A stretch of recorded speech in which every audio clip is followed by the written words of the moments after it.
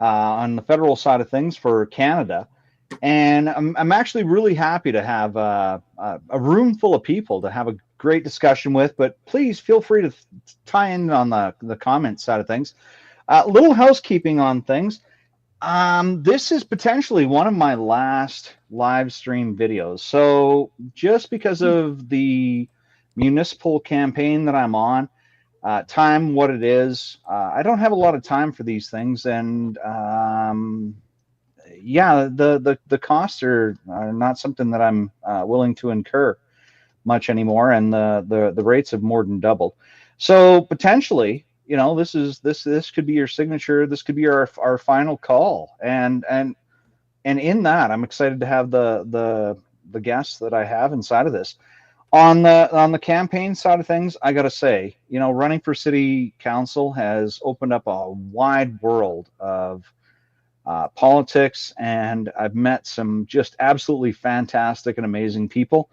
I hope you follow me throughout my campaign and throughout the amazing people that I'm meeting, the businesses, the community centers. Today I was out with my mentor, Eric Bouchard, MLA Eric Bouchard, Shane Wenzel, executive director for the CMSA. I'm promoting an initiative called Fields for Our Future, because I think that this is what Calgary needs. I think that this is what our generation owes to the generations upcoming.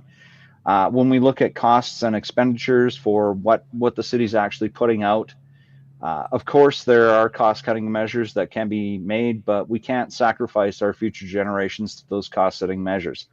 So we're looking at coming into a political situation where, a lot of us are hoping for a more conservative styled government, something that we can kind of get our hands around, our heads around for spending, so that we're not continuously building this chain of debt into future generations. And I encourage everybody to make sure that they make it out for their voting if they haven't already been one of the 7 million people that have cast their ballots early. And if you're in Calgary, I want you to come out and make sure that you get your voice heard. Civic responsibility, and it is a responsibility, is to make sure that you're engaged in the conversations, that you're somewhat knowledgeable about the people that you want to be not leading you, and this is very important, but representing you inside of your community, and to make sure that your voice gets heard through those people. So with that, I'm going to start off in introducing some of our guests here. I'm, of course, going to start ladies first. Eva Chipiuk needs no introduction inside of the conversation. Martyupnorth, Martin Melanger, great friend. Happy to always have him on a conversation. And James and Mike from the Critical Compass.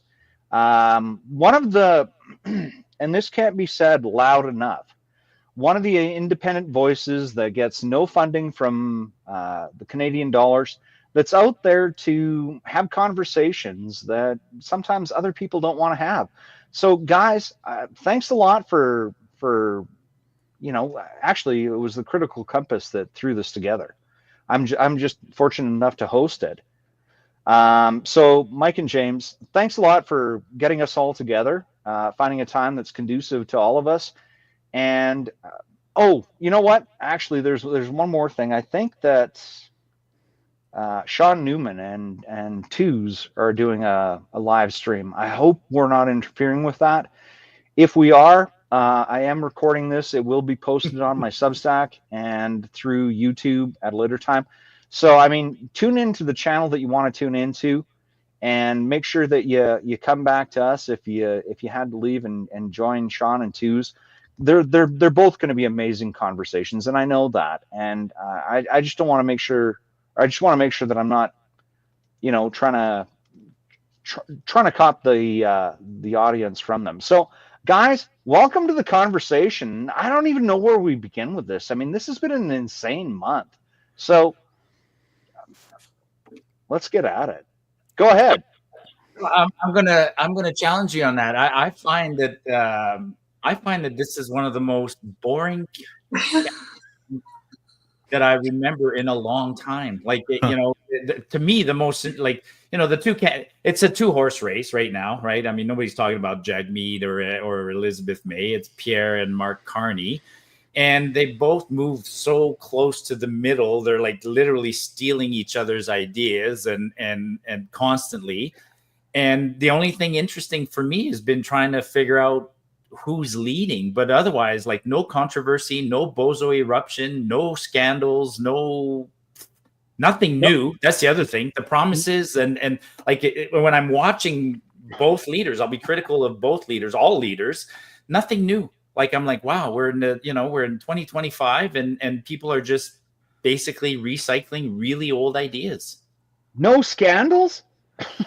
Nothing. I mean, we've had, like, compared to, I don't know, what do you think was a scandal? I think I can relate to what Marty is saying, though, because I feel like, I think what he's saying too is there's been so much build up. Like, we've been waiting for an election, a federal election, I think, for years.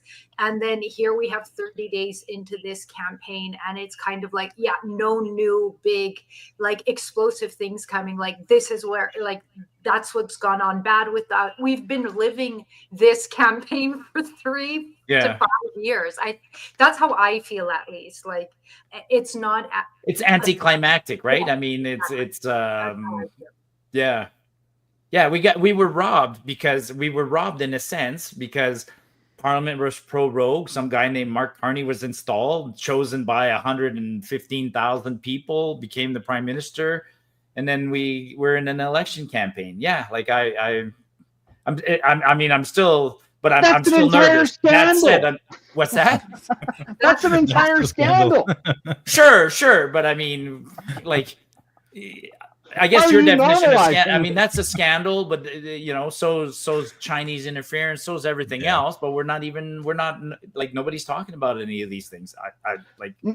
No, but we are on certain sides of things a lot more aware of what's going on, and I believe that because Elon Musk took over Twitter, X, that we're actually more privy to these conversations. Yeah. And I mean, we've seen what happened in the not the current Trump election, but we've seen what happened in the last, and seen how much information was actually not allowed to be talked about on Twitter. And I think there's a lot more of that information that's come out about Carney than we would have ever been privy to had Elon Musk not taken over Twitter. So, what we've seen in this most boring thing that we're talking about is that we literally have one candidate that was encouraging constituency or his constituents to kidnap his opponent for a ransom of $100 million or $1 million. That Mark Carney let off the hook. So I mean, that's kind of a big topic conversation that I don't think anybody has fully had yet, because we still have no idea of how many Chinese police stations are inside of Canada. We know they're still operating.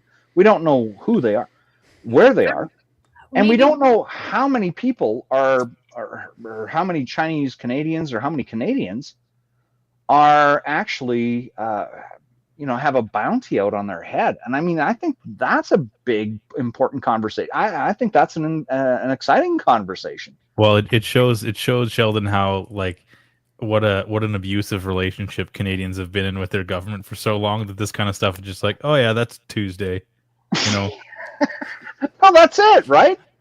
Well, and I think maybe this is the thing, like, for us, especially maybe Marty, maybe more than anyone else, is he's really been, like, investigating a lot of these things and bringing them to light for a long time. Like, we've known about the problems. The one thing I am incredibly excited and very optimistic about this election is how much interest there is, and Sheldon, you talked about this already, is civic engagement. Like the turnouts already at the advanced polling, awesome to see. The rallies that appear really is bringing in the numbers in Calgary tomorrow, in Edmonton. Most of us were there. That's on this call. Like that's amazing to see. It's really sad to say that the scandals are not or like there's nothing explosive in that way. But again, I think it's because we've been waiting for so long for us to get here, and now it's a little bit anticlimactic. But for many that haven't been paying attention, the engagement is awesome, and I love that. Yeah, yeah. You know, thanks for saying that, Eva. I think, I've been bringing up some of this for so long now. I guess I'm in a sort of a self-preserve mode where I don't want to bang my head against the wall anymore. Like I'm bruised, right? So I mean, ranting a little bit here, I'm almost getting like, if we lose this election, if this election goes to the Liberals, Martyupnorth is going to be black-pilled, and he's going to have a hard time recovering from this one. Like, if the Liberals cheat and steal an election, I'm like, it's going to be frustrating for me. So I think I'm maybe in some sort of weird self-preservation mode right now. Survival instinct has kicked in or something. Yeah. Now let's bring it back to something positive. I want to mention this to what you said about civic engagement. Famed for his positivity, Martyupnorth. Start with the black pills, then we get to the positive. Yeah. The civic engagement. You know, this weekend was there's suppositories. This weekend was advanced polling, so I went, and then I took two of my kids one day, and then I took two of the other kids the other day. And it was really awesome, like you said, at our polling station, at our voting station, the people made an effort to announce new voters. So anybody who had voted for the first time in an election, they would say, you know, as soon as they put their ballot in the box, they would applaud and say it. And I'm getting goosebumps thinking about it, because there was a huge crowd, and about every fourth person voting got applauded. So that tells you how young they were. Like, there was a very young crowd, and I found that cool. Super encouraging. Yeah, nice. So one thing to note. Sorry, that's it. Now I'm going back to ranting. So there is this idea that this advanced polling is just conservatives rushing out because they want change. But I was chatting with some friends and family, and some of them are more left-leaning, and they voted like last weekend in the advanced voting, even though they haven't been that engaged, and they even weren't that confident or sure.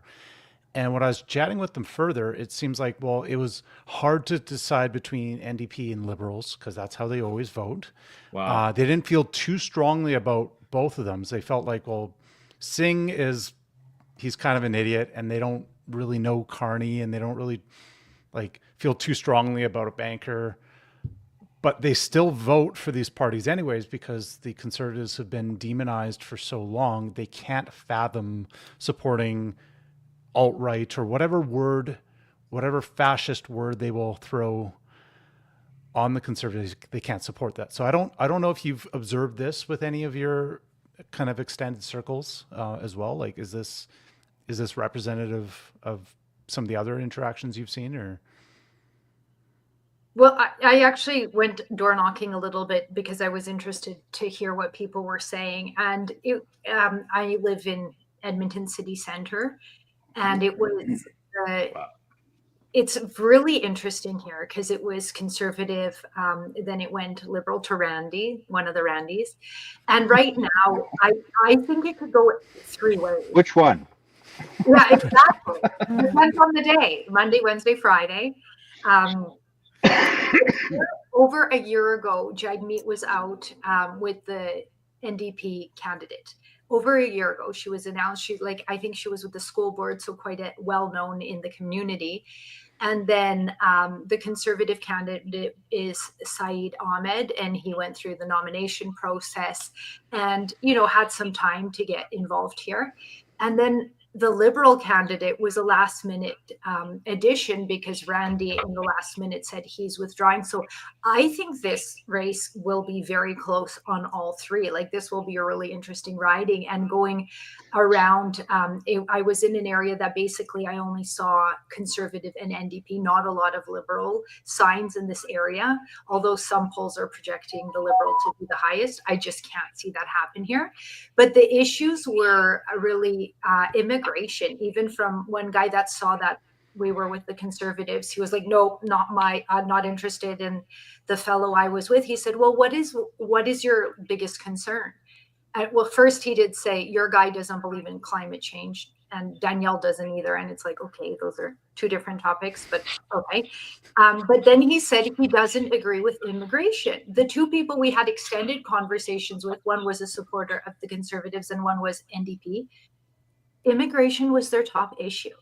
Like as in they both believed there was too much immigration. Yes, yeah, I had to ask because I was like, what do you mean? What direction? Yes, exactly. And both, yeah, he was. Although, and I'm like, well, I think the blue one might be your best bet. Well, you know, that's interesting because I've knocked on a door or two over the last month. Yeah. On the municipal side of things, and of course, you know, after the advanced polling over this last week, you know, I've run into a number of people, and you know, for this period, I've kind of laid low on door knocking and just kind of committed to delivering flyers. I mean, I need some brand recognition inside of the city of Calgary. I've never run for an election before, and it's not like I can you know, run as a social media guy. So when I have run into people, you know, in their yards or leaving their house or, you know, checking their mail or whatever, the economy is the number one thing. Everybody's worried about spending. So, you know, as I'm going out and meeting people and say, hey, listen, I'm running for city council, Calgary City Council, Ward 4. Their number one question is the economy. Are you a conservative person? Or are you a spendthrift like the Liberals? So, you know, immigration is one of the big subjects, but a bigger subject and I want to say it's inside of the boomer population, is they want to know how much more money is being spent. That's where their number one concern is. Everybody's feeling the bite right now, and I feel it too. I mean, I'm not exempt from this. I go to the grocery store and I noticed, like I was at Safeway yesterday, 3 pieces of chicken were $21. That's $7 a breast, boneless, skinless breast. 3 pieces of chicken. Now we used to buy that, and this doesn't even go back 5 years. Is that we used to get 6 to 7 pieces of chicken, boneless, skinless breasts inside of the same package, for $20. So I mean, like, there's 100% markup on chicken. And bar none, I mean, I'm going to say this point blank, and to be honest and frank, if I have to eat another piece of boneless, skinless chicken, I'm sure I'm going to have pin feathers growing out of my ass. Like I can't even look at boneless, skinless chicken anymore. But it used to be one of like the cheap forms of protein that we can get, and now it's, you know. Do you guys go to the grocery store and just look at the prices and say, how obscene is this? No, somebody else does that for me. Yeah. Hey, I wanted to bring up Do you know a who point. she is? I wanted to bring up a point to what you said, Sheldon. Actually, it's interesting. Yeah, cost of living is definitely an issue. Imagine if this election was a month from now, right at the time when people were starting to receive their tax notices. Like, it's weird that people, and that's another weird phenomenon. Like, you're right. Like, by all measures, people are stressed by, you know, things are worse off now than they were in 2014. The cost of living is high, but people seem to have forgotten that. And I kind of wish that they had that sort of a jolt to remind them of that, right? I'm surprised that doing their taxes last month, these past weeks, didn't even remind people of how messed up it is. But yeah, if if this election was a week from now and people were getting their tax bills that in Calgary are going up 6 or 7%, holy smokes, that would yeah. Nothing controversial though. I'm still stuck on that people. I'm trying to collect my thought. I was like, imagine if Jagmeet Singh or Blanchette had defeated the government back in November. Imagine that. And we went to the polls reluctantly. If we had gone to the polls in late November, December, what kind of an election would that have been? The front and center would have been, nobody would forget what had just happened for the last 9 years. No matter what, front center, if Trudeau was running against Pierre Poilievre in November, it would have been a different election. Fast forward, Trudeau's gone. He's replaced by Carney, and we got this crazy man down south called Trump, who comes in, and the amount of amnesia that created blows me away how much amnesia that created. And what I'm afraid of is people, if they vote Liberal and the Liberals come back in, boy, that amnesia is going to get cured, and they're going to remember how bad the last 9 years were. Well, and that's actually a really good point, because there's a couple of things that we're looking at. Is that Poilievre has been focused for the last year on a carbon election, or a carbon tax election, which forced the Liberals to temporarily remove that on gas. So, I mean, there's a bit of a savings at the pump, which people are appreciating, but we're not seeing that on groceries. And I mean, like, here's a question that just came up. Shouldn't the price of groceries be declining if there's no carbon tax? But yet we're actually still seeing an increase on the cost of regular goods, despite the fact, thank you, Debbie, for asking the question. Shouldn't we be seeing a decrease on the cost of goods, given the fact that there's no more carbon tax? I mean, maybe not this quickly. You'll see it. I think you'll see it. I mean, it's there. It's definitely a component of the cost of producing foods and delivering foods and storing foods. I think there will be a grocery, but of course the retailers right now are taking advantage of this and hanging on to that little extra profit margin for a while. But supply and demand will work. I mean, I'm retired and I do groceries. Like, I'll admit it, I do groceries. I usually go with my wife. I've noticed prices have actually maybe not come down, but definitely settled. I mean, I'm paying attention to a few key items. I'm highly aware of the cost of eggs and things like that, but I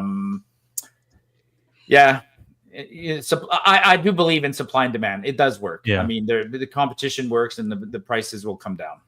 Well, and also we have to keep in mind too that there's an aspect of the money supply has been so expanded over the last 3-4 years that there is no like magic switch to get it to go back down as so quickly. Yeah. Like what you said, probably the most actually striking marker would be if prices just stopped increasing. That would be a huge win.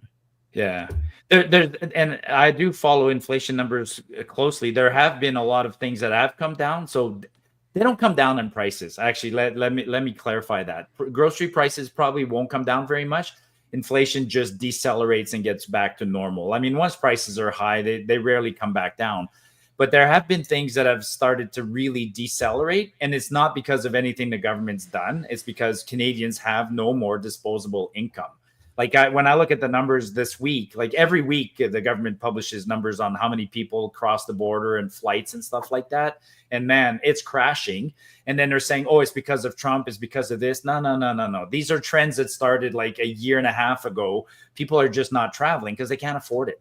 Yeah. And so and then the prices start coming down, and then the whole concept of supply and demand works. But you're looking at it from a economic standpoint, and I feel like a lot of people are still stuck in a different mindset when they vote. They're thinking about what is the government's role. Yeah. And a lot of people think, well, it's the government's role to take care of us. Yep. And if we're struggling, well, the government has to put in programs, let it be the childcare benefit or the school lunch program for children. They're not thinking about the economic conditions that the expansion of the money supply, how that rippled into making it unaffordable for the average person to pay for these basic things. They're thinking about, well, the government isn't doing enough to do it.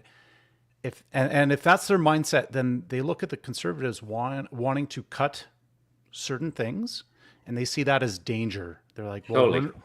we're gonna struggle because they're cutting our lifeline, but they're not thinking from first principles at this point. Well, Yeah, no, go ahead, Eva. Yeah, so when you mentioned the amnesia, and I think this goes to it, where it's a very purposeful amnesia too, and the demonization from the mainstream legacy media that is constantly demonizing anything that is not the Liberal Party, really. And that's actually another thing. I think I totally agreed with Marty, and again at the beginning, because it's also anticlimactic. But there was that massive fight that broke out during the leaders' debate, and I'd like to hear your opinions on that. For me, it just was I wrote about that, it was bubbling to the surface. The independent medias and the alternative. Oh, you mean the one among the media, not among the panelists? Yeah. The media, but this goes to why Canadians are forgetting things, because the legacy media constantly is painting a picture, the rosy picture for. Rosie is painting a rosy picture of the Liberals and demonizing everyone else. So it's a very purposeful amnesia. It's a very purposeful demonization, and they keep shutting out the voices for anyone else. And so it was no wonder it didn't surprise me that blow up happened within the media, because it was going to happen at some point. That was bubbling under the surface.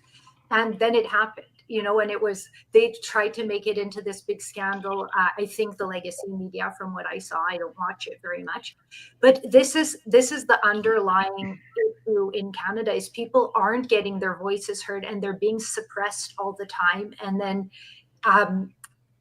these voices are getting frustrated. So I think maybe that's where we are and why we're seeing voter turnouts. But I wanted to hear your thoughts on that too, if that's what you were thinking. When it happened, was it something that surprised you, or you're just okay, here's another day in Canadian politics? They're still making us Conservatives out to be the fringe minority, as far as I'm concerned. Yeah. That's their tactic. And I think a lot less people are biting on that apple right now, to be honest with you. We see the level of engagement inside of, when media posts something, and I'd put up,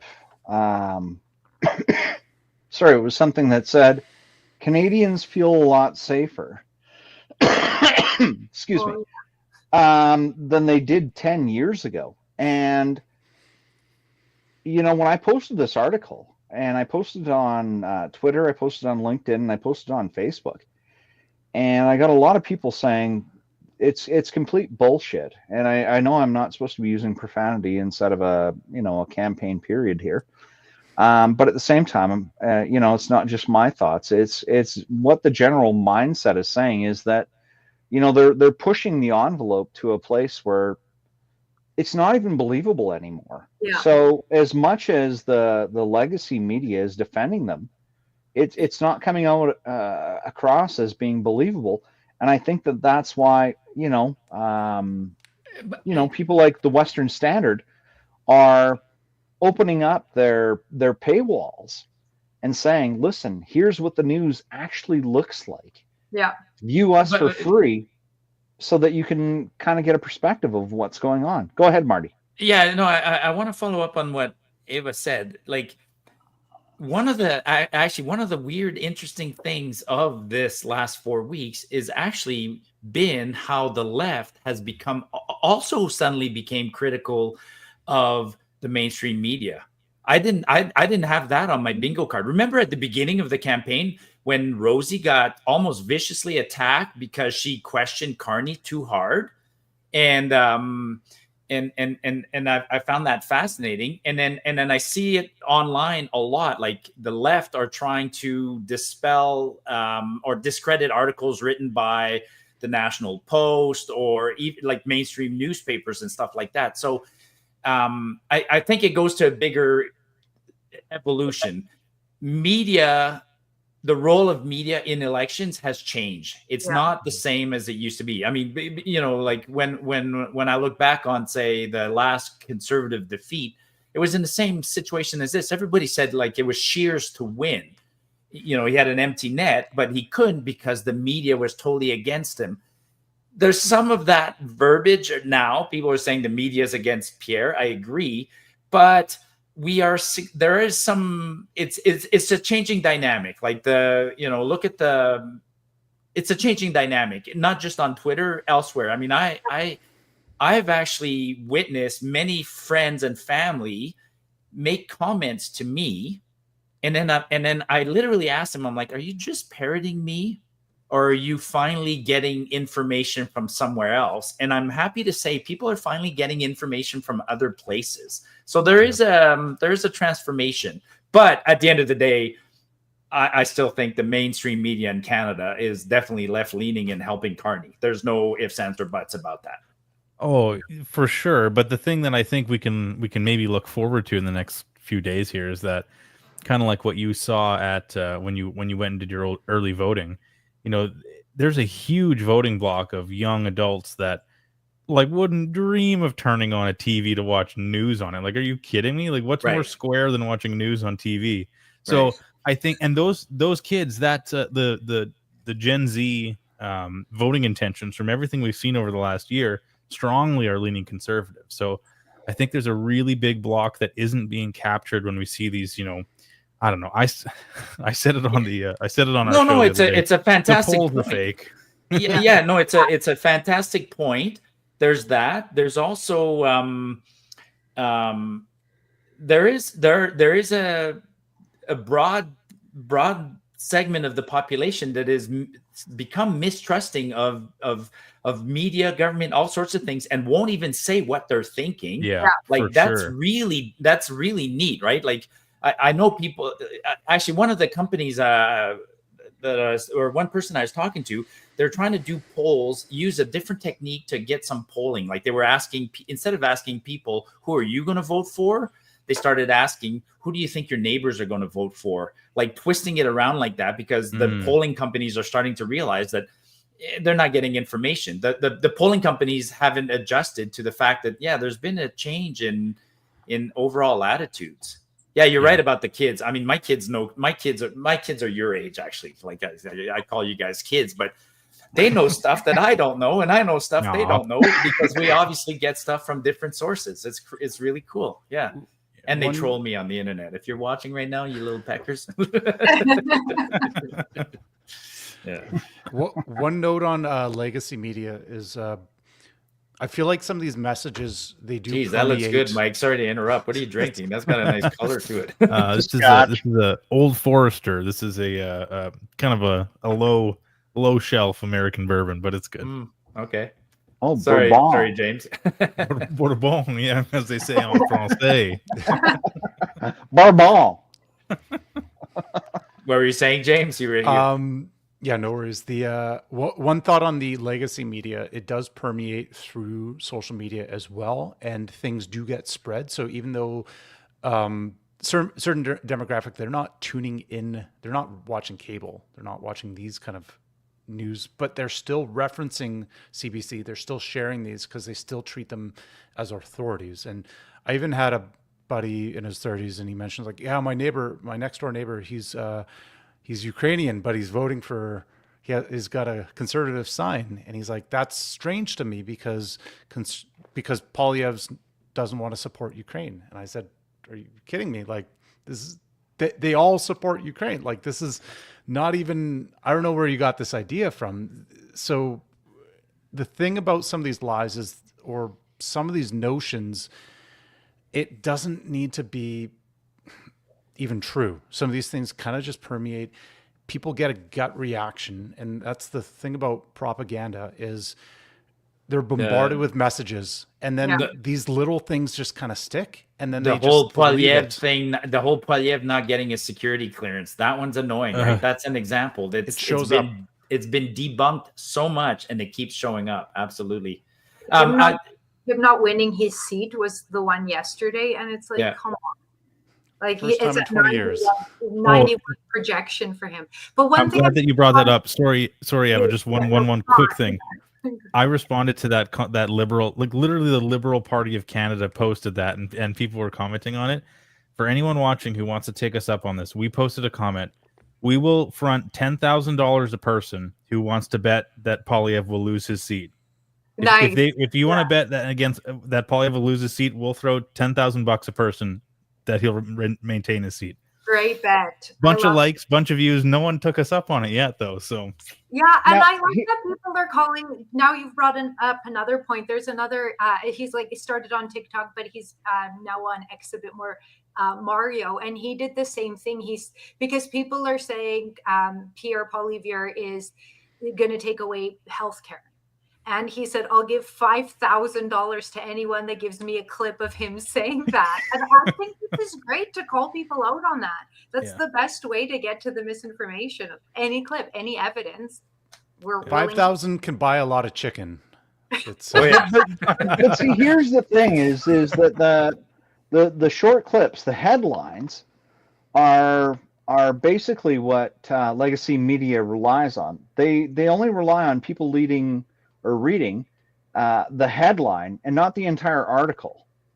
So even on the article that I discussed earlier, where Canadians feel safer, the information that was provided by Ecos stated the exact opposite than what the headlines showed. And going into more of a granular level on municipal politics, because kind of that's where my head's at, is that the city council member that I'm looking to replace, who's stepping aside because he realizes he's damaged goods, Sean Chu, he was exposed for a confrontation or I don't know what it was. He ended up as he met a girl at a bar as a police officer dressed in his police uniform. She turned out to be 16. He ended up at her house. And I mean, this stuff was known 20 years ago, and it was exposed 20 years ago. However, it was brought up in the last election, in the last week of the election. And what that did is it took the contender, his next running closest, and put him within 100 votes of winning the election. So there was enough media press that actually swayed a population inside of a Ward 4, which is about 80,000 people right now, to start voting against him. So if they weren't in part of advanced pollings, that's where he was losing them, is on the people that read that media. Now, I'm going to say this, is now that I've actually been out knocking doors, I mean, my first introductory line is, listen, I'm not sure if you're aware, but Sean Chu is not running for municipal elections. He's not running for city council for Ward 4. And the number of people that say, that's really good, is phenomenal. And these are people that have been, I'm going to say, inside of the community for long periods of time, because, I've been in my community for this is coming on 33 years right now. And these people are in the community either longer than me or just shorter than me. And they don't want to see him there anymore. Now, there's a couple of things that are in play. One, he wasn't as effective because he was kind of hamstrung by the whole fiasco. Another portion of it is that, somebody that he supported inside of the last election for mayor, Jeremy Farkas, came out and made bold statements against him, where he was completely surprised and thrown off. But a big portion of it is that these communications through legacy media permeate, and then and this is a big portion of what James is saying is that even if people aren't watching the elections, they're watching for scandal, or they're listening for scandal. And when that comes up, it's hard to drum that out. I mean, if you take people that are fixated on a sexual scandal inside of politics, and they don't watch legacy media, they don't watch for the corrections in media, and that's the line they're told, that's the only thing that they're going to believe. and try and change their mind through a correction, or for a media they don't even watch to begin with. And I mean, it's kind of big. Now, but those are people on the edges, Sheldon. I mean, like there's always going to be people on the extremes that you can't. You're describing somebody who's got a very narrow lens for looking at the world. I mean, Hey, you know what? On the narrow lens kind of thing, we have somebody that's like rapidly spamming the chat watch, and this is actually kind of funny, and we'll have some good times with this. I'm going to post his first comment, and this is fascism watch. Let's go. Fascism watch. Mike That's threw us. this out That's to me. us. What's Apparently. that?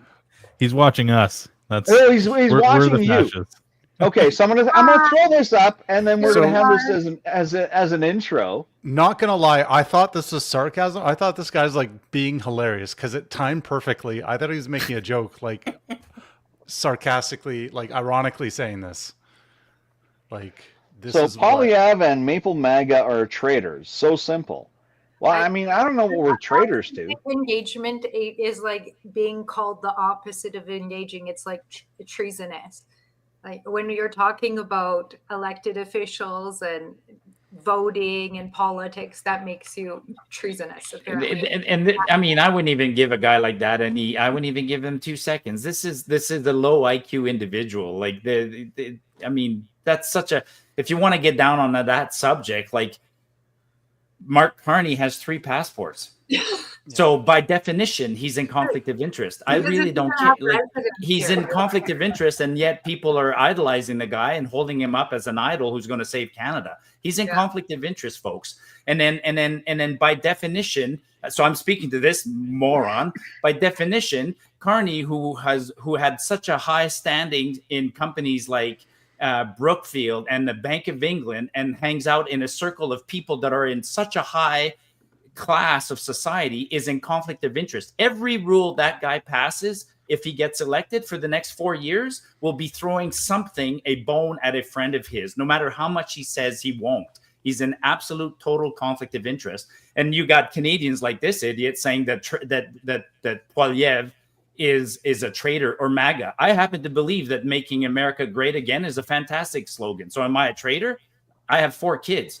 And I've committed to this country more than anybody else. So you know what? I'm done, folks. I'm calling it off here. I'm not interested in this discussion. Sheldon, have a good day.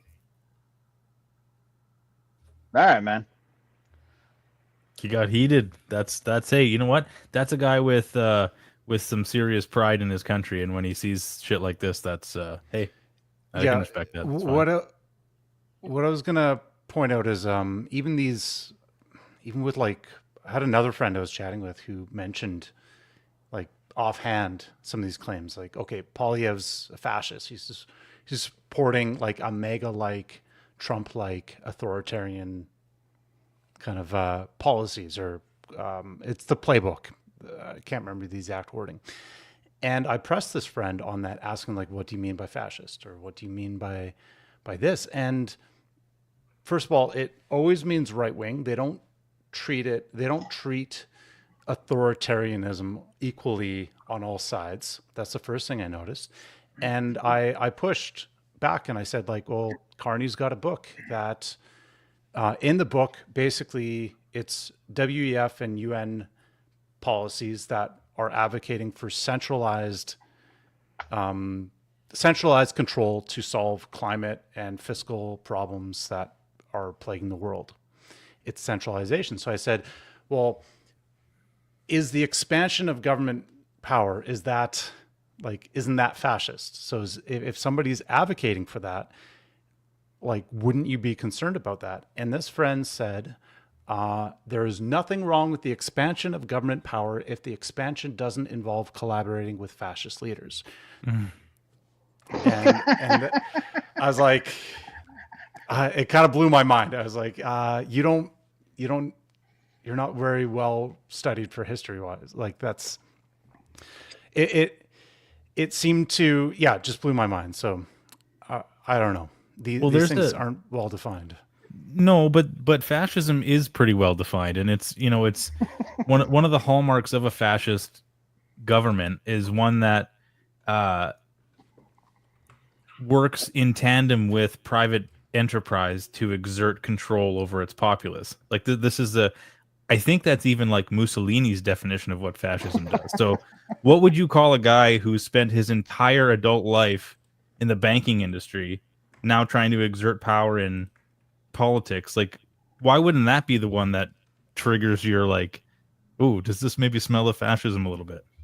Even though, of course, none of these people truly are, but like, I don't know. We live in a time where like nothing can be nuanced and everything has to be like early 20th century, the most extreme of the left or the right. Nothing can exist in the kind of the middle. Well, but see, here's a big problem: is political speak.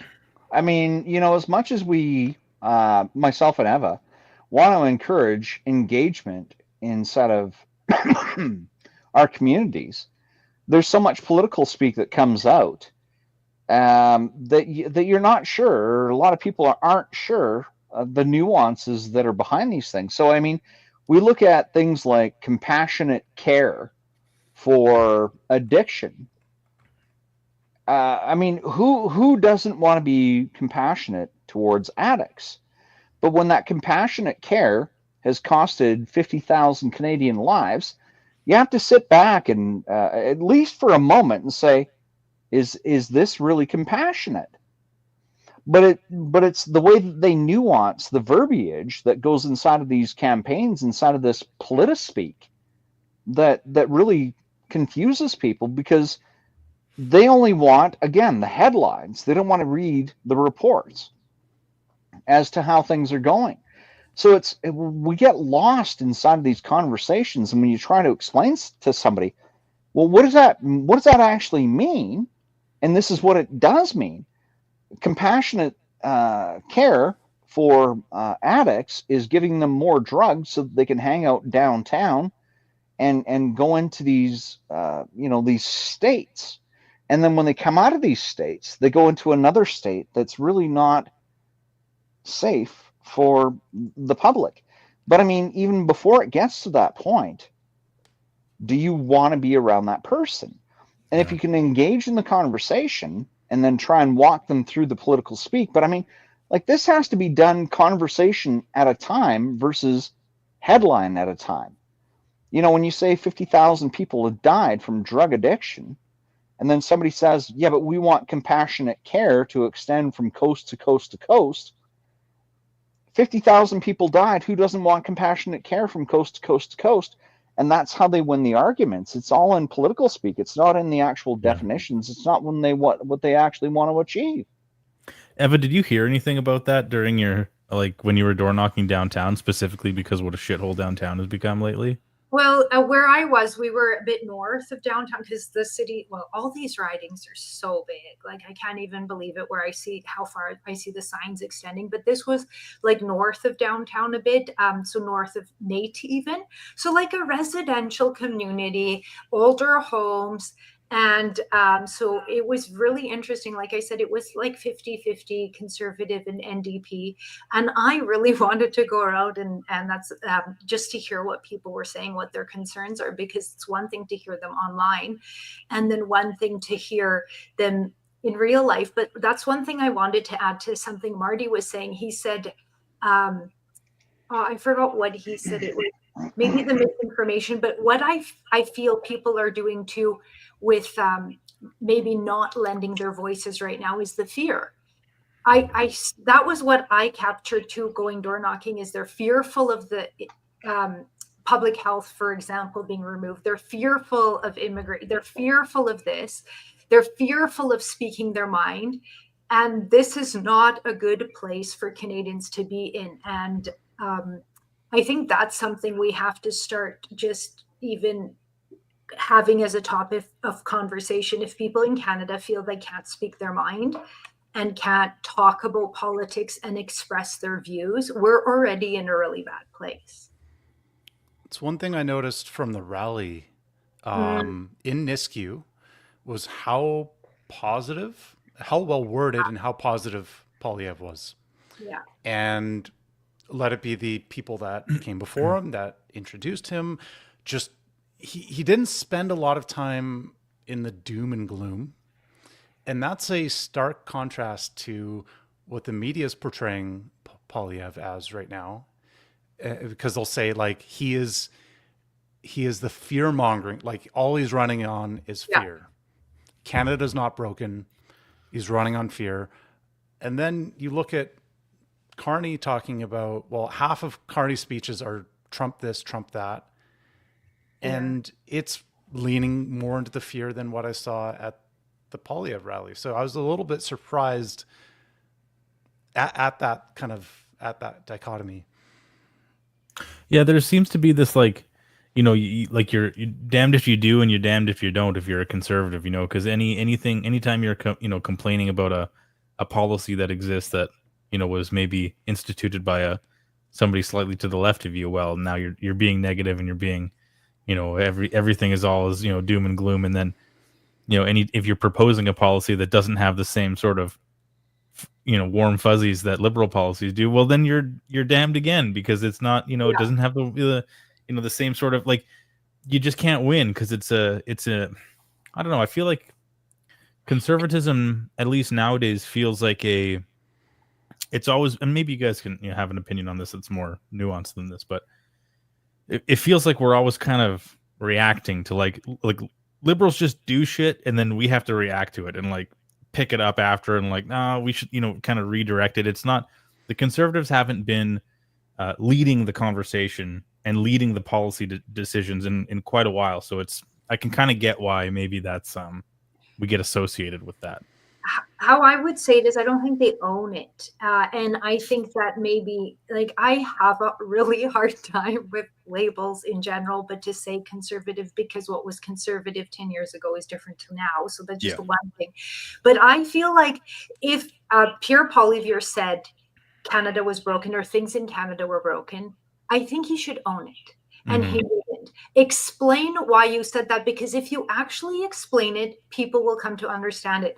It's not hard. Look around. Things in Canada are broken. It shouldn't take 2 months or an undetermined amount of time to get a passport in Canada. And I'm using a federal issue for federal politics. When I was standing in line to get my passport, there was a couple from Spain right in front of me. And they said that you literally go in Spain and you get it within half an hour. Like, that's what we should be aiming for in Canada. So for him to identify problems because he's been around for so long, he couldn't talk about what they are. And maybe this is my biggest frustration with Pierre, I think, and the Conservative Party, is that they don't own anything. They start and then they shy away. Started at the Freedom Convoy and continues it. And Pierre is so well spoken, so well versed in these things. He should, and I wrote this today, take on challenging podcasters. Like, it's great to see him with, the few that he just did recently. There was a nice conversation. But Pierre is in a position after his 100 years of being in politics that they always shame him for. He can speak to literally all the issues that people throw at him. His discussion with Peterson, I really enjoyed, because it was on such an intellectual level and he challenged him there, not really on the political level, but you really got to see him heated and like, defending what he believed in. And you don't see that a lot. Like, he could have done a number of the conservative type podcasters that challenge him a bit more, or even more PPC leaning. I think he would do great on those, and none of that. Like, they just don't own it. And that's, we're in a time that just, it's not, you can't say one thing and step away. And I think that everyone's tired of that from their leaders. We've seen that a lot. Well, a big portion of that is that, as a true conservative value, is that we do believe in freedom of speech. Which means while we are trying to, exercise and encourage the freedom of speech, we don't exercise those same values ourselves. So we allow others to say what they need to say, how they're feeling, right, wrong, or indifferent, and then back away from the conversations, which is exactly what you're saying, Eva. See, and I, again, this is coming from my own political side of things, and what I'm doing, trying to work for in a municipal election, is that I'm not afraid of conversations. If that's the conversation that you want to have, let's have that conversation. Now, I don't have to be engaged in every conversation that somebody throws at me, and I definitely don't have to reply to every troll. And, obviously, Marty took a bit of an offense to Fascism Watch. Was even offended by the fact that I posted the comment, and he's come out in Twitter and voiced that in our direct messaging. Where I'd prefer to let people like this, die in their own little trolley world. But at the same time, when somebody comes up with something this fucking stupid, why wouldn't you have a conversation? Why wouldn't you expose people for their absolute gross ignorance and lack of intelligence on these things? I don't know if your camera froze ever, if you fell asleep. You were paused there for a second. It could. Even though I'm right in downtown Edmonton, my internet is not very good. No, so I mean, these are the things that we're forced with. I mean, again, the battle is we want to, by conservative values, encourage engagement and the freedom of speech against a party that has not only wanted to crush freedom of speech, but has worked to legislate freedom of speech by their definition of what we're allowed to talk about, by their definition of misinformation and disinformation inside of these conversations. Now, they were able to do this inside of Twitter when Jack owned the house, but they're not able to do that with Elon, and that's why there's this new legislation that's kind of introduced and talked about. We're going to talk. We're not going to have your conversations. We're going to shut you down, and you don't get to have them anymore because we decide what's true, and you don't get to talk about it anymore online, which means you can't spread this thing. So I mean, it's a lopsided battle, and I really don't know what the solution is. How do you stick to with true conservative values on people's, let's not even go with God-given rights. Let's go with, equal rights. Sure, you should have a voice inside of a conversation, while the people that you're having that conversation with are fighting to shut down your conversation, fighting to shut down your voice. How do we do that? Where's the equality in that? Well, there isn't, and that's the reason I said that I have been disappointed with the Conservative Party this whole time, is that they have to represent everyone. And when somebody was being painted as an undesirable or a fringe minority, first they came out strong and then they retracted. Everyone deserves a voice. And I'm so tired of this from all political stripes, is that they're not willing to engage with everyone. They take on their own social causes and they're social warriors for themselves and not for the people. You see people protesting, and then I hear all of them say, I condemn those protesters that had those awful signs. Go to talk to them. They are your constituents. Because what are you saying by making that statement? You're exiling them from society. You don't want, I don't even understand how an elected representative is able to make those statements and say, I condemn that. If it's something worth condemning, there's criminal sanctions and criminal charges. That's the only time that elected officials should be condemning something, if it's gone past it's no longer legal. It's actually it's in the criminal code. If somebody is just expressing their view that is a little undesirable or a little bit off color, go talk to them, listen to them, ask them why they're standing here picketing and protesting. That is literally your job. And that's what I'm the most disappointed on about elected officials, all stripes, all levels. That needs and you to know stop. what? I think part of that is it's an unfortunate reaction to how they've been trained by how our media reacts to these sort of things, where they're always in the mindset of wanting to get ahead of the story. Like, I don't want to be associated with this. This happened near my rally, whatever. Terrible. Whereas the actual response should be, why does this person feel this way? Why have they like, why are they so passionate about it that they're gonna out themselves as, you know, as a person in public with their face, you know, behind this message? Like, that's somebody that you want to understand why they feel that way. And so maybe even if you don't change their mind on it, at least you don't like further antagonize them into falling even deeper down a rabbit hole that they're just going to destroy themselves, you know, and potentially people around them. Yep, exactly. As a leader, you mentioned like being stuck in this kind of reaction mode where you take a step back and you don't have any firm stances, you don't own it. And I believe the solution is to call out when games are being played. So if there's guilt by association, you call it out for what it is and you point out that method of demonization. So like, you don't have to play the game. You can help bring that awareness of the games that are being played. And I feel like part of that comes from just having a backbone, calling it as it is. And I feel like you would gain, if you can accurately call these things out, you gain a lot of support for the people who feel like they do not have a voice and have not had a voice. Yeah, totally agree. And like I was saying too, Pierre's in such a good position to have those conversations because he's so well-rounded and been around. Like, I can't imagine Carney in conversation with somebody challenging him. He would snap, I think. He did already when Rosie asked him one question. Look inside yourself. Well, he's done that multiple of times. Yeah. In that, you know, he's only going to take the questions that he wants. And I mean, even like Jagmeet Singh, when he refused to answer questions from Rebel Media.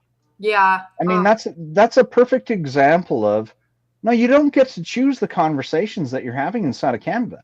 And I mean, like, one of the questions that was asked to him was about the burning of 200 churches inside of Canada, inside of the same time that they're talking about, you know, their political beliefs and being quashed.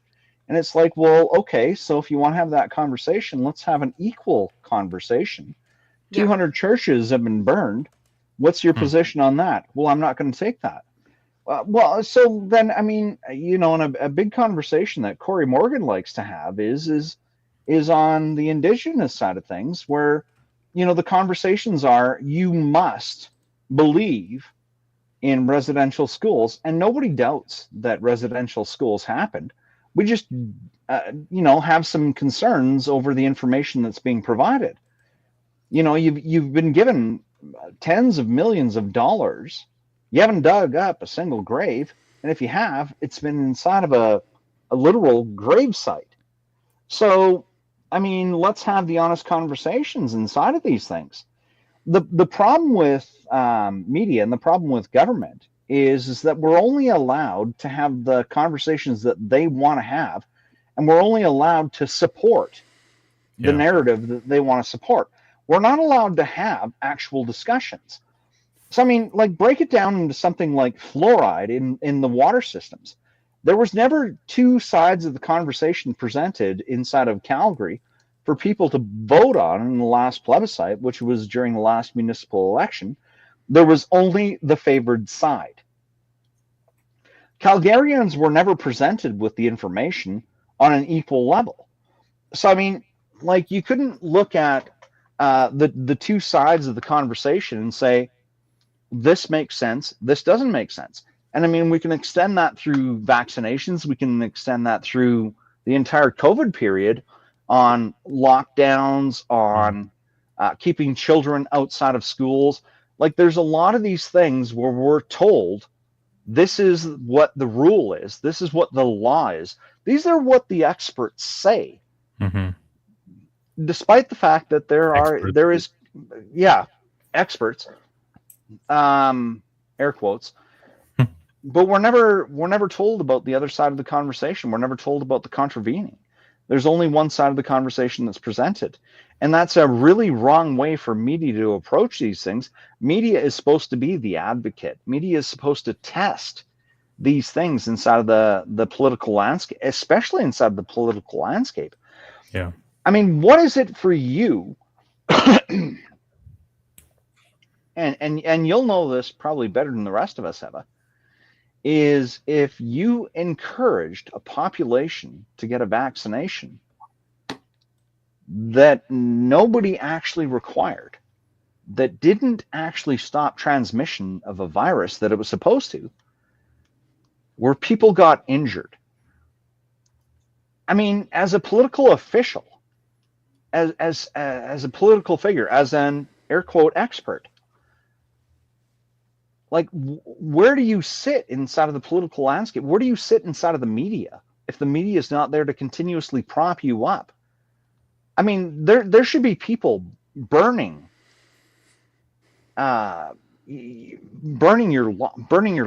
walking out with pitchforks and torches, exposing you as a fraud. Yeah. And we've seen the last 5 years of this absolute insanity going on. My vaccine won't work unless you have the vaccine, you horrible person. People bought on this apple. We lost an election. We had 4 more years of liberal deceit.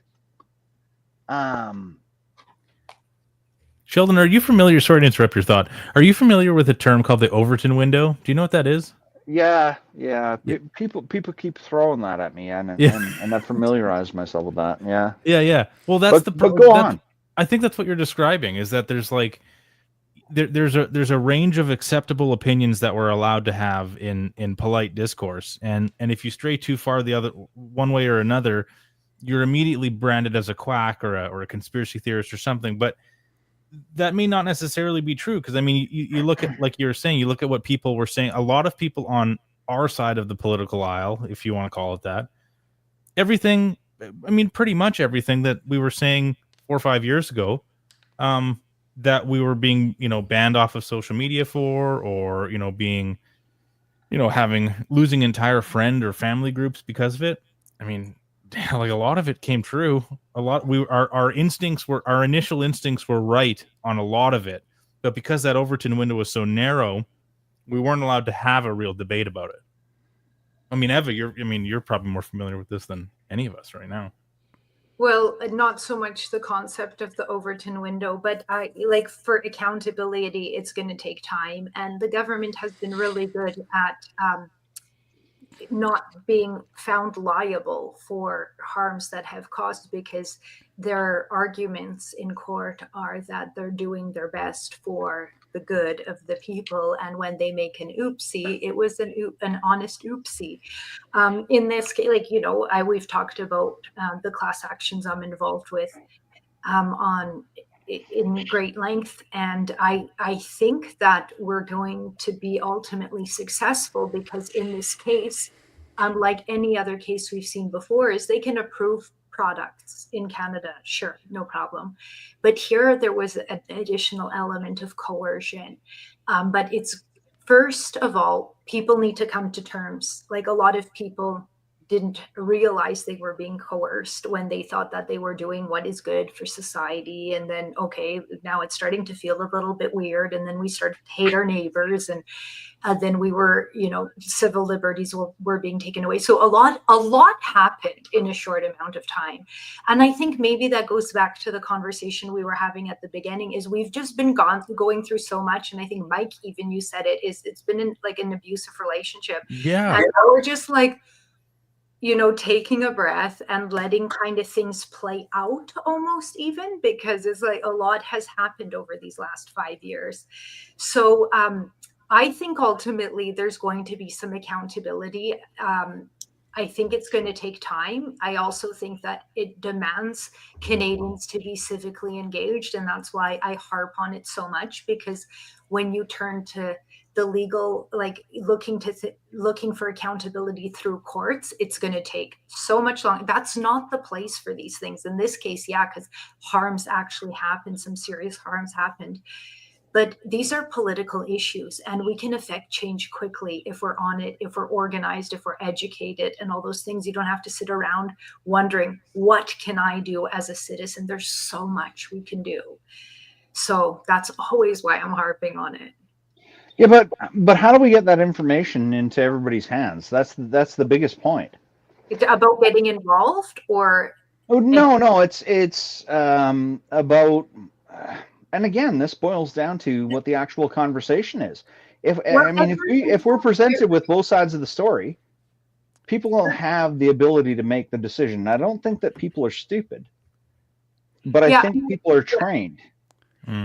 I think it's that you, like, if it's an issue you're passionate about, you have to be your own advocate. You have to learn about it. Like you mentioned fluoride, for example. It's not something I totally agree and believe in the issue, but it's not something I've personally dedicated my time to. But people need to do that. People need to take ownership of these issues, educate themselves on it, rally people around it, and then voice their concerns to the elected officials. The exact same way the trans community did it to advocate for the rights that they now have. It's the same thing. It's just take on the issue you believe in, educate yourself, educate others, and make your voice heard. And I think all of this is possible. It just takes time and effort. And that's a big part of the point. And sorry to cut you off, guys. Is like I look at, what we have for media, and I look at the number of people that have become unplugged. They don't even watch the news. They don't have a cable system inside of their house. They watch everything via streaming because their kids are watching YouTube videos. They're watching Netflix or Disney or Crave. And so when they see something flash in front of their screen, they're told a narrative. They believe the narrative. And who has the time? Now, I'm going to use my kids as an example. I've got my grandson that's involved in 3 different sports right now. He's in hockey, he's in football, and he's in soccer. My youngest son, they just had a baby a couple of months ago, so they're dealing with that while they're dealing with a 10-year-old that is in school, that has obligations, that's inside of multiple sports. My son's trying to work his job. My daughter-in-law is working with their infant. What sort of time do you think the average individual has to commit to doing the research and coming up with their side of things? We can't go off of the feels here because that ain't working. And that's so true. That's such a good point, because it's like, we've talked about this before, where it's like, if you're a liberal college student in the city, all you've got is time on your hands to go to protests and make signs for whatever, and like stop traffic and do all sorts of disruptive shit, right? But if you've got a 9 to 5, or if you got a family, or like, where are you finding this time? You're doing stuff in the world. Yeah, and I would agree, but I don't think that's the case anymore.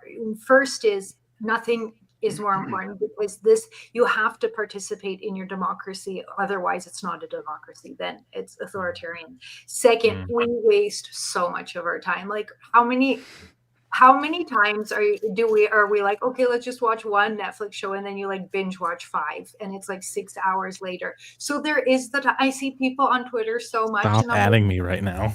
Please just come to a meeting at a grassroots level, because there's not so many people coming to these meetings. And I got James and Mike to come here in Edmonton, and it's like the average age is over 60. This is not good. Like, we need to put the time into it if we want to see our democracy succeed. It takes effort.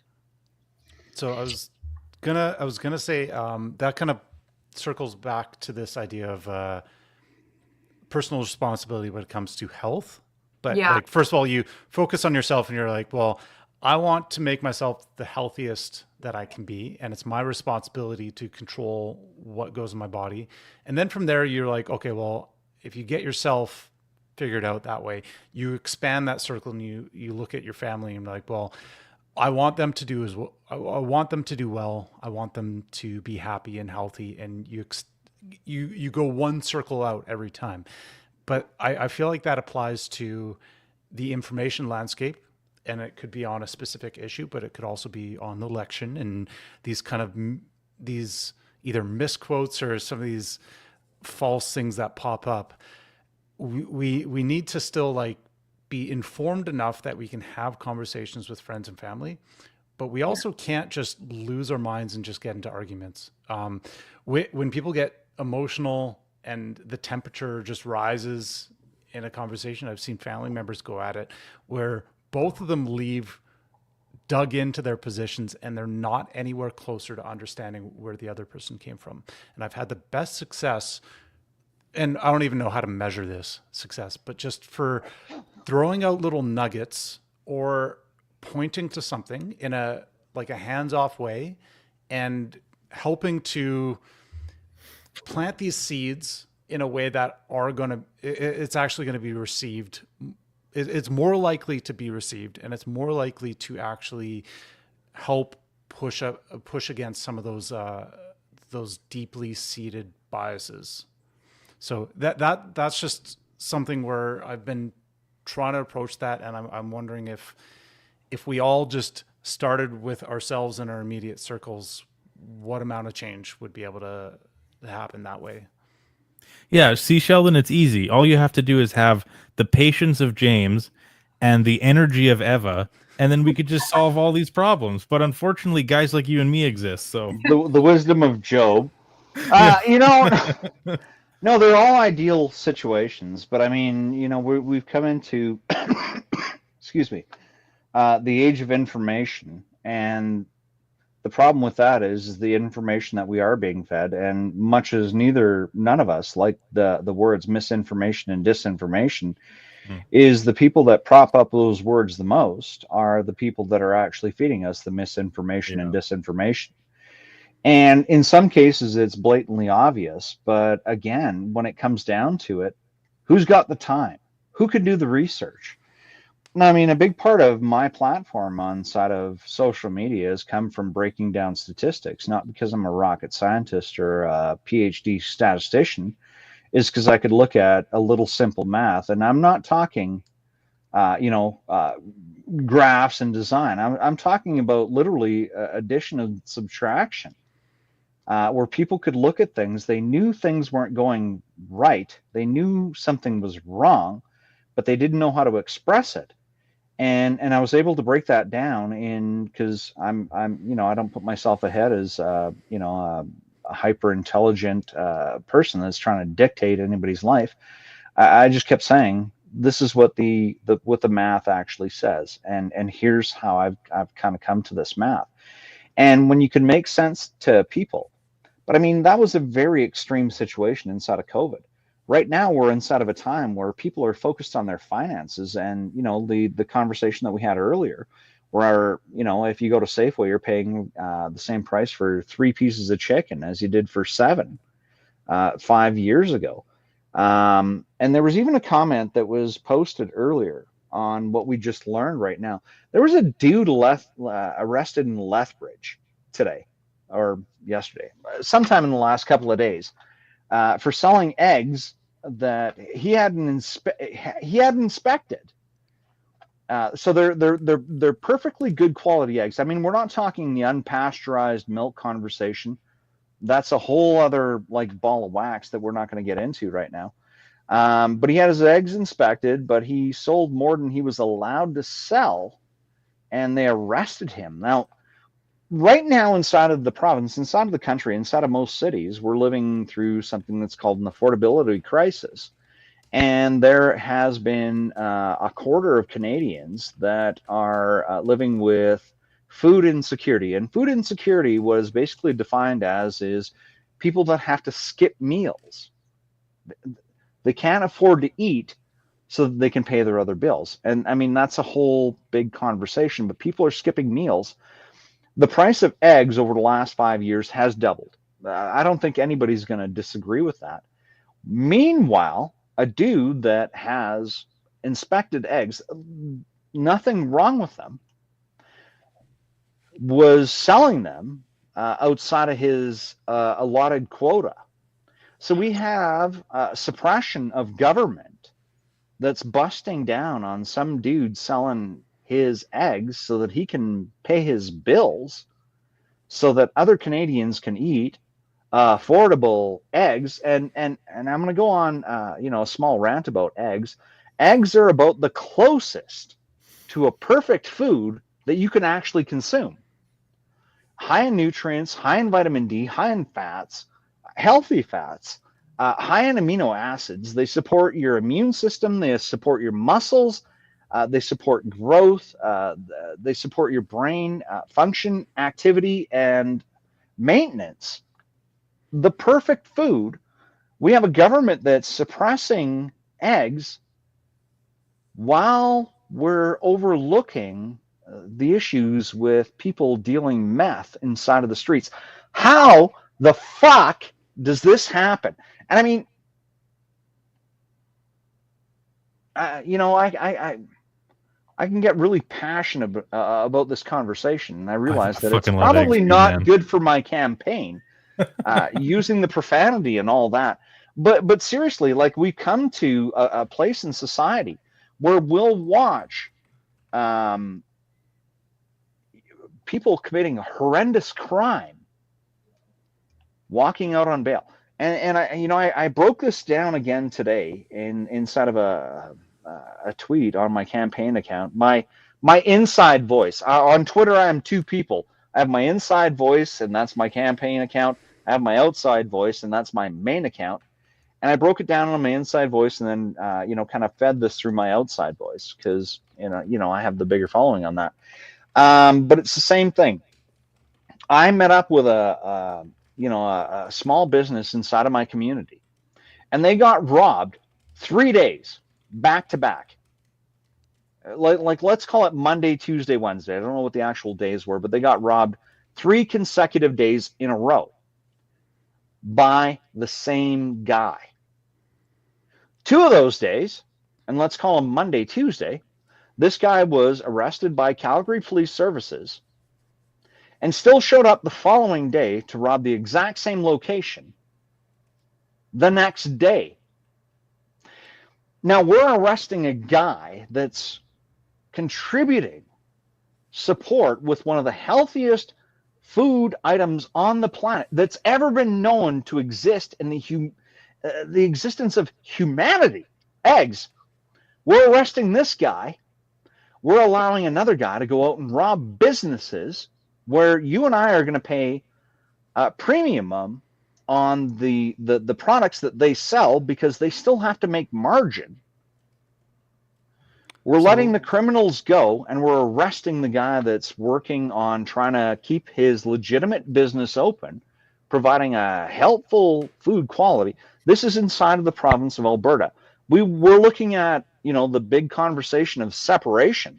How about let's start looking at fucking logic, because it's completely eluded us on all levels of government, and that's municipal, provincial, and federal. This is fucking insanity. Yeah, we are seeing the inverse of what should happen in many domains. And the egg quota, like, you can extend that circle, like you can extend that to some of these other kind of, let it be the beef or dairy cartel, these things that kind of mess with the supply and demand of everything. But I was pleased to see Pierre specifically in his rallies. He's been pretty good for pointing out the repeat offenders, as well as kind of the catch and release policies. He hasn't shied away from that. I feel like that was a strong point of some of his messaging. And right now, I feel like with this election and with what's unfolding, we've got to take little wins, and we've got to take little steps, and we still have to call out every single politician and keep everybody accountable for what they do and do not do, and keep them, like, hold them to their words. And I know, Eva, you're all about accountability, especially on your podcast, and you're great when it comes to that side of things. So I don't know. I feel like we may not get all the wins that we want right away. And it may push things in different directions, but I feel like there are some potential little wins we've got to recognize along the way. So, And actually, if I could just sorry, Eva, just quickly, sorry, Sheldon, James. I don't know if Eva has to go too, but James and I have to head out at around 8:30 here. Can you give us a second to just plug our socials, and then we'll dip? Go hard, guys. Yeah, I was going to say that too. But what I was going to say, you go first because I just lost the thought. All right. Yeah, thanks for man, Sheldon, thanks as always for hosting us. I know, we have a kind of a group chat going, but we super appreciate you always hosting us on your channel. You got such a good reach, and it's really it's just really nice for us to be able to do this. So appreciate it. We're on X at the Crit Comp. We're on YouTube and Rumble at The Critical Compass. We're on Spotify now. We try to put our full episodes on Spotify. And anything, James? Well, I appreciate the conversation. I appreciate every time we dive into these kind of things, I feel like we explore things that I didn't fully think about, and I love having such good minds to bounce these ideas off of. And sorry to cut you off, Eva, because I know you got to go too. I do want to take some time and again to plug you guys. So you can look at them as the Critical Compass. If you Google them, you'll find them on X and throughout their other social media. They're great guys. They're trying to engage in the right conversations. And I mean, they're independent, which means we don't have millions of dollars of federal funding or provincial or local funding. They're outside of it. They're in Edmonton. Don't hold that against them. We don't. I was born in Edmonton, so I mean, they're fam to me. But no, honestly speaking, pay attention to the Critical Compass. Follow Mike and James on their social media feeds. Listen to their engagements, because they're here for the same reasons that we're all here, is to have the conversations that need to be had. Guys, and one more thing, it was Mike and James that threw together the conversation for this evening. We all get wrapped up inside of our own conversations, so I do want to take that extra moment of time to show my appreciation. Even though I'm hosting the stream, they said, guys, we have to do this. They threw it together. They arranged the times, the evenings. It's brother James that threw together the graphics that I was able to post. So I'm ever so appreciative of the Critical Compass, the voices that they bring to the community, the messages they try and share. So guys, thanks a lot for being a part of the conversation, and again, thanks again for arranging this for all of us. Thank you, man. Thank you. And if I could just add the last thing I wanted to say, because I'm always such an optimist too. Otherwise, I don't think I would be doing any of this if I didn't think that there was a positive at the end of the day. But James was talking about the little wins and about how I'm always holding the government to account. And I think actually that's the one thing I want to identify as a big win, is I think people are just more engaged. Like we were talking about at the beginning about the advanced pollings and people having these conversations. There's a little bit of the silos. Yes, I do see that, obviously. But I think people are starting to question our government officials more quietly or loudly. And I think that's a huge win for Canada, because I think we've been a little bit asleep at the wheel. So that's the positive note I would like to leave today on. Nice. Thanks again, guys. Super appreciate it. We'll shut her down here, Eva. As always, a pleasure having a conversation with you. I thank you for your voice inside of the community. I thank you for being a part of these conversations and, like me, pushing the engagement. Because it's, we may not be right or wrong. We're always right. Whatever. No, but it's always positive that we at least try and hear the other side out and engage in positive conversations in how is this going to benefit us moving forward, and how is this going to return Canada to a pre-Trudeau way, where people could afford to eat, people could afford to live.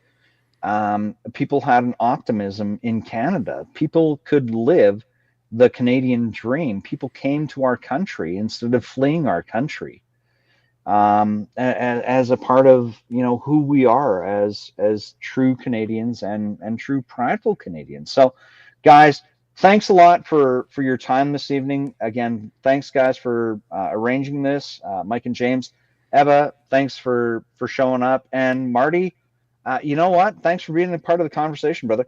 Always appreciate another voice inside of the conversation. So have a great evening, guys. And you know what? Fingers crossed for like the 28th, man. I don't know. We're going to have to do this again after that or something. Monday will be interesting. Yeah. We'll do a post-mortem after. Yeah. Totally. Okay. Thanks so much. Thanks, guys. Have a great evening, guys. Cheers. Thanks a lot. Thanks.